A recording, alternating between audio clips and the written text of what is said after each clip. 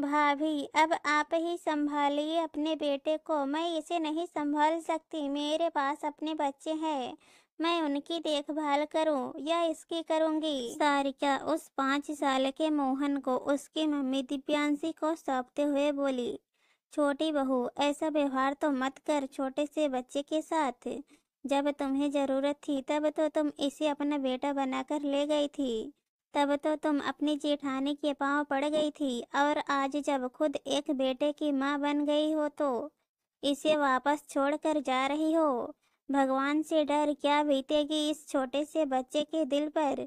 सास सुनंदा जी ने कहा, मुझे इन सब चीजों से कोई लेना देना नहीं है अम्मा। ये भैया भाभी के संतान है तो भैया भाभी ही रखे इसे, मैं और जिम्मेदारी नहीं उठा सकती इसकी। मेरे भी बच्चे हैं, मुझे उनका भी देखना है। शहर में रहकर खर्चे उठाना इतना आसान नहीं होता। अब की बार छोटा बेटा रोहन बोला, पर भैया जी हम भी तो शहर में ही रह रहे हैं, ये तो गलत बात है ना। जब इसका जन्म हुआ था तब तो आप इसे अपना बेटा बना कर ले गए थे, और अब इसे वापस मेरे पास छोड़कर जा रहे हो। मैं क्या जवाब दूंगी अपने बाकी के तीनों बच्चों को कि चाचा चाची अपने बेटे को यहाँ क्यों छोड़ कर गए।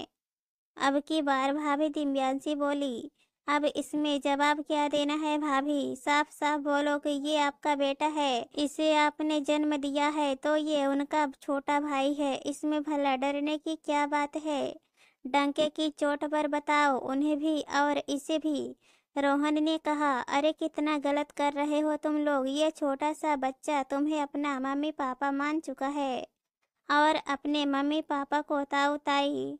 अब तुम इसे यहाँ छोड़कर जाओगे तो उसके छोटे से बाल मन पर कितना असर होगा, कुछ सोचा भी है या अपने स्वार्थ में कुछ दिख ही नहीं रहा तुमको।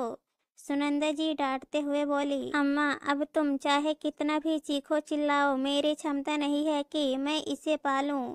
जब इसके माँ बाप है तो भला मुझे क्या लेना देना। हमने कोई इसका जिंदगी भर का ठेका ले रखा है क्या।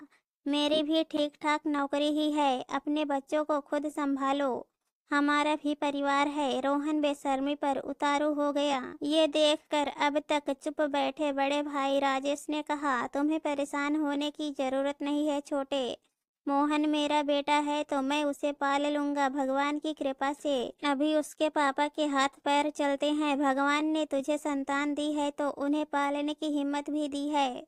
तुम यहाँ से अपने परिवार को लेकर जा सकते हो। आखिर जब राजेश ने कह दिया तो रोहन अपनी पत्नी और दोनों बच्चों के साथ अपने घर रवाना होने लगा। लेकिन ये क्या, जैसे ही वो रवाना होने लगा मोहन रोता हुआ रोहन से जाकर लिपट गया। पापा मैं भी आपके साथ जाऊंगा, मुझे छोड़कर मत जाओ।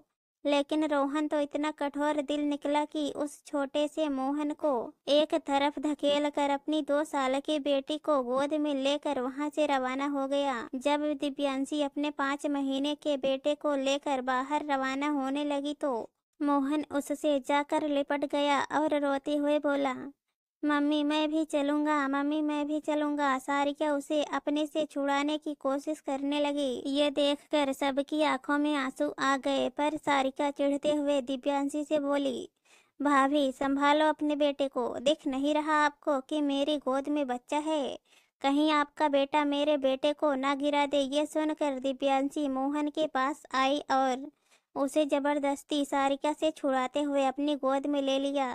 ताई जी मुझे जाने दो, ताई जी मुझे मेरी मम्मी के साथ जाने दो। मोहन जोर जोर से रोता जाए और दिव्यांशी से गुहार करते जाए। ये देख कर भी सारिका बिल्कुल नहीं रुकी और अपने बेटे को लेकर वहां से रवाना हो गई। पर उस बच्चे का चीखना चिल्लाना बस दूर जारी रहा। ओ नहीं है तेरी मम्मी, मैं हूँ तेरी मम्मी, सुना ना तुमने क्या कह रही थी। ओ दिव्यांशी रोते हुए मोहन से बोली, बहू ये बच्चा है उसे समझ में नहीं आएगा। सुनंदा जी बोली तो दिव्यांशी जैसे तैसे उसे चुप कराने लगी।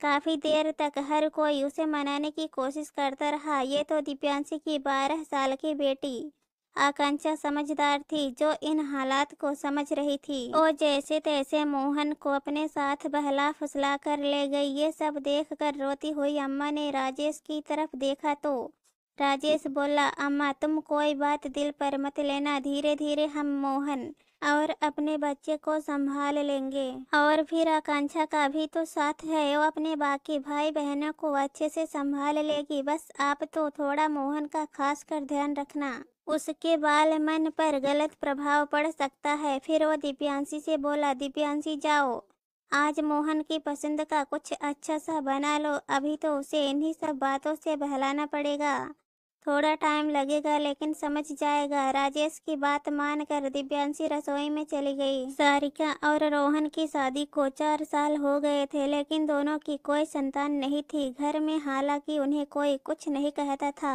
लेकिन अड़ोस पड़ोस के लोग, आने जाने वाले लोग तो टोक ही देते थे। इसलिए रोहन और सारिका परेशान रहते थे।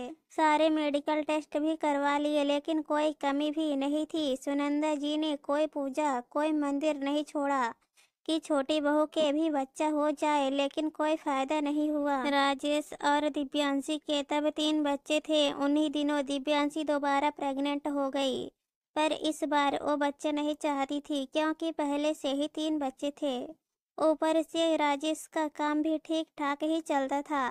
इतनी महंगाई के दौर में बच्चों को दुनिया में लाना आसान है, लेकिन पालना बहुत मुश्किल। उसने ठान लिया कि वो अबॉर्शन करा लेगी। इस बारे में उसने सुनंदा जी से कहा तो सुनंदा जी भी राजी हो गई। लेकिन जब सारिका और रोहन को पता चला तो दोनों दिव्यांशी के पैरों में पड़ गए।